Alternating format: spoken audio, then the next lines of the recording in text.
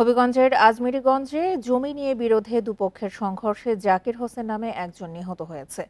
আহত হয়েছে অন্তত ২০ জন। বান্ডেল থাকলে প্রতি সেনমানিতে টাকা বাঁচবে। বিকাশ সেনমানি বান্ডেল কিনে জিতুন প্রতি লেনদেনে। রোববার বিকেলে উপজেলার পিরোজপুর বাজারে এই সংঘর্ষের ঘটনা ঘটে। পুলিশ জানিয়েছে, জমি নিয়ে দীর্ঘদিন ধরে স্থানীয় মহসিন ও হোসেন মিয়ার মধ্যে বিরোধ চলছিল।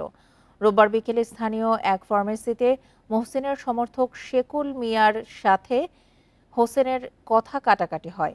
এরই জেরে সন্ধ্যায় দুপক্ষ দেশীয় অস্ত্র নিয়ে সংঘর্ষে জড়ায়। এক পর্যায়ে মহসিন ও শেকুল ফার্মেসিতে হামলা চালালে গুরুতর আহত হন জাকির। আজমিরীগঞ্জ উপজেলা স্বাস্থ্য কমপ্লেক্সে নিয়ে গেলে চিকিৎসক তাকে মৃত ঘোষণা করেন। এই ঘটনায় আহত দুপক্ষের কয়েকজনকে হাসপাতালে ভর্তি করা হয়েছে। খবর পেয়ে পুলিশ ঘটনাস্থলে গিয়ে পরিস্থিতি নিয়ন্ত্রণে আনে।